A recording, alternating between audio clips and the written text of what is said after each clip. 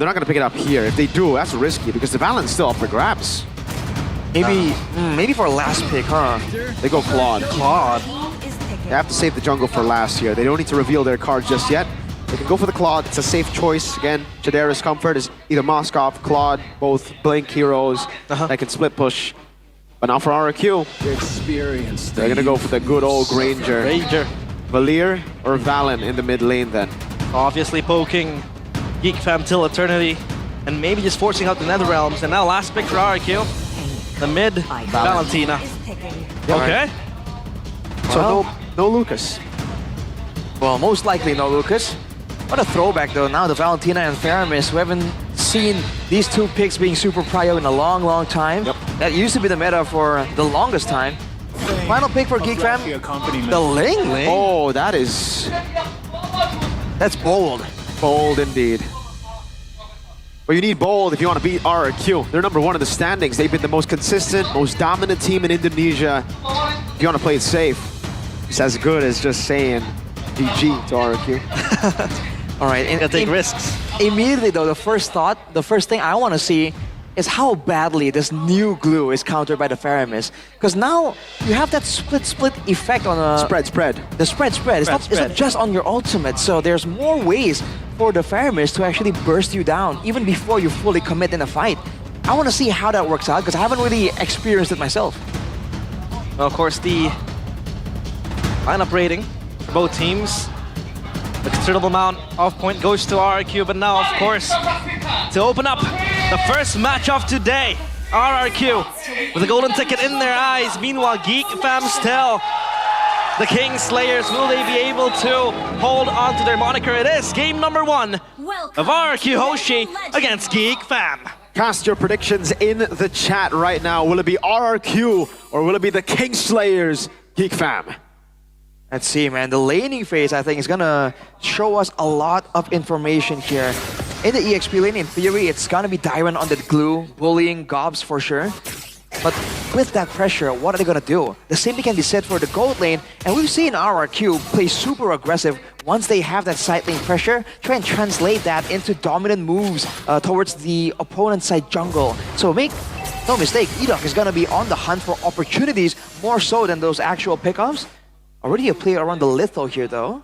Flickered from Aboy already, by the way. So Jin will take the Litho Wanderer.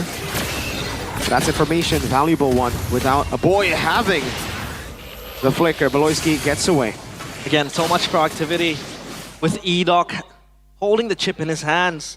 It really just unlocked a lot of potential and a lot of control for RRQ in the upcoming minutes. And Geek Fam, they have to be content on waiting for the Link to be online, because early game, the Link can't really do much. But the emblems now, Arashi, anything you can spot?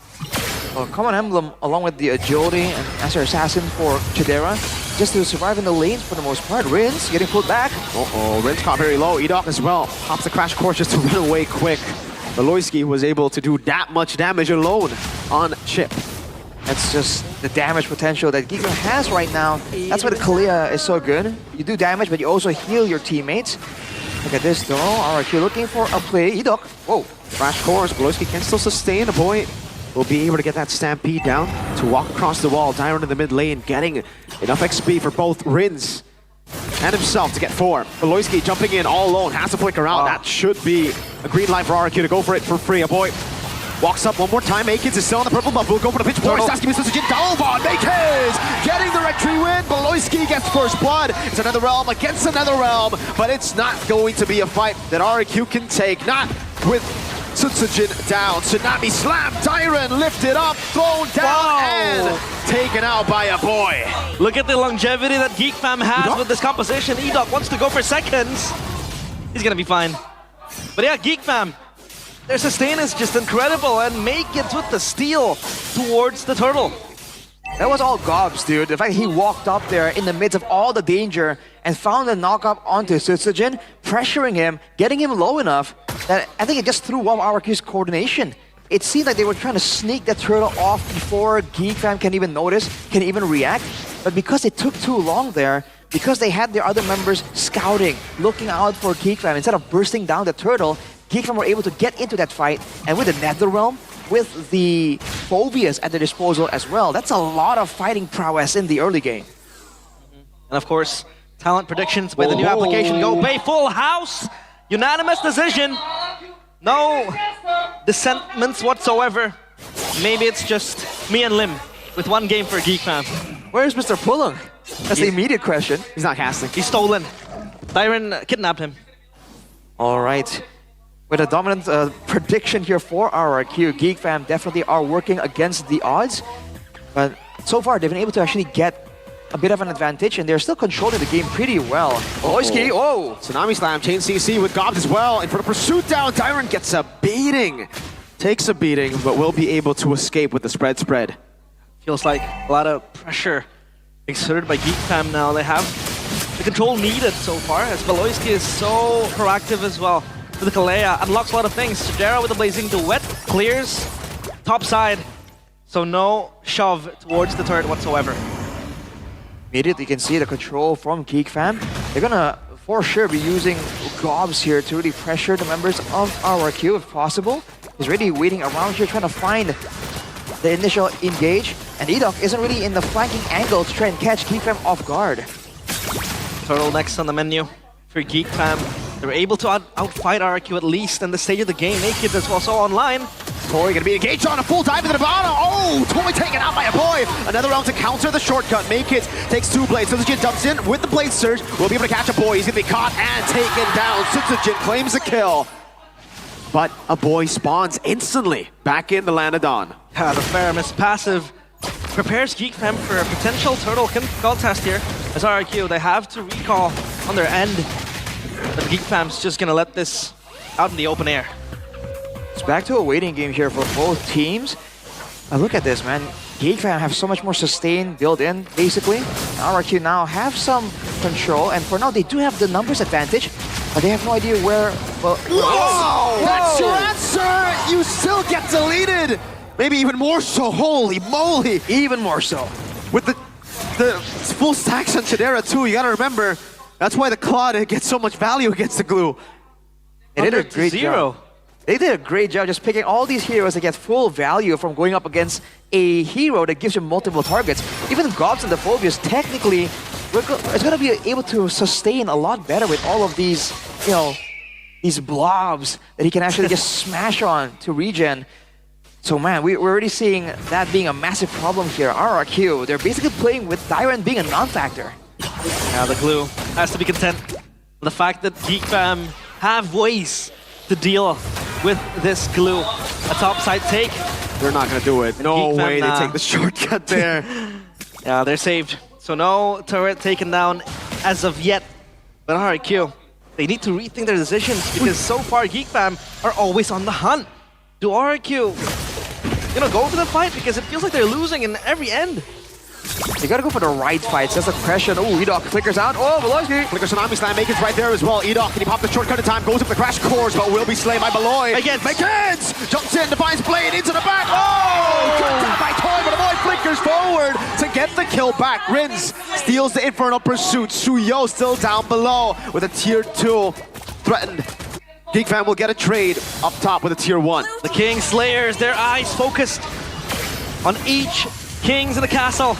And RRQ, they need to wait for a bit longer. Chidera gang Blazing Duet, immobilized. What takes it? Hold up, comes over another round. Actually able to get a kill onto him. Got to the chase, goes for the flicker. Sutsujin going to be taken very low. Has the surge, but gets caught in the Infernal Pursuit. The portal works for both teams. RRQ have to remember Not that. for Dewa. Not for Dewa. Yes. Well, 1 second to go. The turtle does spawn right now. Geek fam doing a great job winning out in the brawls, but they gotta maintain this control. They do have the Ling with the scaling here from Maykids, so they can take this game, they can take it easy. There's no urgency for anything. And with Aboy picking up the Lightning Truncheon, the new Lightning Truncheon, with the zapping lightning going around to every single member, that's better wave clear and better burst potential. So RRQ, if they're concerned about the burst earlier, it's gonna get even worse now. Splash damage as well to clear the blobs that Dyron might pose, but so far feels like RRQ are kind of clueless on what they have to do. Geek fam are always bringing the fight onto their faces, even with the shortcut in the hands of Idok. A salvage is trying to happen, but Geek fam always come out on top. So what's the winning condition now for RRQ, Arashi? They have to make sure that they go for a shortcut play and they don't get countered for it. Because again and again, every single time they go for a shortcut play, the first time was on the top side, and that was already basically a full-blown team fight, where the shortcut was kind of a backup call. And then afterwards, it was that pickup attempt that got countered because the members of Geek Fam funneled through as well. So they gotta control the waves initially, right? And then find the pickups where Geek Fam can't really force them into a fight, because just by matchup alone, especially with the glue Faramis factor, they just can't really win out right now without an X factor, some kind of surprising moment, some kind of flank or a neutral objective. Look at Boloski though. Look at Tsunami Slam, following it through. Sutsujin will be able to survive against two. Baloyski and Chidera unable to get it done. Now he's bought enough space for Granger, Toy, to take a turret up top. Yep. Golden Staff for Chidera. Just try to hasten his presence in the team fights as well for RIQ now. At least they have Rins to bank on. I mean, with the IMU, the Netherrealm could really change the game. Maybe with the Tsunami Slam as well. A big hawk might happen. Baloyski trying to bait out the Purify, won't be able to. Rins gets away with a dash. Make kids. Onto the turret he goes. Divine Blade ready with the Temps of Blaze as well. Will be able to force out a flicker. Out of Toy. Tyrant trying to go for the flank. Idok! Shortcut coming down. Able to go with the VMI. Tyrant in the back line again. It's going to be a boy walking out Tsunami Slam to try to get the passive. Meanwhile, Make Kids still dealing damage onto Idok. Tyrant has mounted Chidera, but it's onto it. The turret he goes. A Hail Mary play from the Kings, but still it won't work. Because what is a king in the eyes of King Slayers? That was a risky play that RIQ took there. They tried to go for Chidera, using Idok to really flank around with Sutsujin, but unfortunately for them, Chidera was able to get some distance, and just like that, that's the full all-in. The playmaking that Idok usually gets done for his team just isn't as strong on a hero like the Chip. They've got to really, now I guess, stall the game out even longer, wait till both teams are kind of scaling, and wait for that shortcut to actually be a deciding factor here. Although with Make Kids in the picture, it really won't be that simple even if the game goes later on. And we've already highlighted that RRQ, one of the win conditions that people have used against them is taking them to that late game where the factors are just a bit more sporadic. That's where Baloyski really shines too. And by the way, 10 kills for Geek Fam without a single kill on their cores, on their hyper carries. Is that going to bite them back in the late game? Because they need their kills, but so far they're diving in. Ghost Bursters and the Stampede. Rins able to escape with a sliver of HP. Up top, it's a 1v1. Make Kids versus Sutsujin. Enhanced Lord in the mid lane, getting another tier 2 as Chip. Idok will look for a flank. There's no conceal on Geek Fam's side. A boy looks like he's going to be walking right into it. Idok pops in the shortcut and the crash course. A boy pops into Netherrealm, able to get it in time. Idok taking down Baloyski. Looking for the play, goes in. That's a Netherrealm already used. And Tsunami Slam. Tyrant taken low. What? Sutsujin dives into all of them. He just got struck down. But I don't think that was worth it. A boy mounted, but Chidera does not care. Geek Fam 3-1. That was a 4v5. Make Kids was upstairs, chilling. And now they lose 3. Geek Fam might just try to engage. Toy with a Death Sonata. A sentence to Make Kids as Rins walks up, tries to go for more. Another Terrify. Flicker from Gold! No! Gets a kill. Chidera in the back still, waiting for an angle to BMI. A lot of his calculations for RRQ, and they're going for all these risky plays. Really uncharacteristic. Geek Fam are getting the better of them, again, just by playing the template basic game. Won't be any shortcut attempts right now from Idok. But as you mentioned, realize Chidera, he had no kills earlier, but he just picked up 3 right there. He has a Marksman Trinity and a Wind of Nature as well. So it's gonna be on the hands of Rins to really be a real threat right here. And he still has to be concerned about using the Netherrealm at the right moment. On the flip side, a boy, as long as he doesn't make any fatal mistake, he's not even running the Purify, and he's just chilling, staying in the back, outputting that damage, and going with the Netherrealm when RRQ are going for that one play, because they know when the fights are back and forth, RRQ are the ones at a disadvantage, because all their ultimates are very committal. Yeah. It feels like Faramis is a boy classic. This is old school boy we're looking at, and he's very, very impactful in this hero so far. Like I said, without the Purify, he's able to style an RRQ. The Lord spawns now, RRQ. They need a Hail Mary play to save game number 1. Queen Twins in the hands of Sutsujin to try to mitigate more damage in the hands of Geek Fam, but Geek Fam, they have Pry on the Lord. Yep. Looks like they're going to try to blitz it. Rin steals away the Netherrealm from Aboy. Maked's on it. Idok in the back line. Maloy's going to be able to lock him down. Maked's wins out. Shortcut plays down. Idok, oh, bursted down by Maked's. Netherrealm for Geek Fam. Saved out. Oh, Suzuki gets a stun at the Soul Center. But Tenera will wipe him down. Meanwhile, in the back again is Gobs. Having a field day. Maked's with the assassination. Tyron, the only man left standing, knocked up. Maked's finds a triple. The only king that the Geek Fam recruits wants to bend the knee to is Baloyski.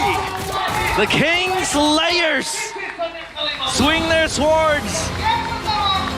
They rumble on the castle walls and they take game number 1. Will they be the ones to spoil the King's feast? Oh man, RRQ. They were pressured, outsmarted, outmaneuvered at every single turn there. It all started with the drafting phase, and we already highlighted the concern there. The glue against the Faramis, and that was certainly a big problem. RRQ had no real frontline to speak of. I think just were powerless. The only real saving grace there was Toy, but in the end there, despite his best efforts, he could not get away from Makekids as well. It was just a game that Geek Fam had to stay consistent to win. Wow, what a performance from everybody. And that Geek Fam lineup, I mean, Gobs was just being Gobs, Makekids, the chase down of Boy. What a performance, 6-2 and 10.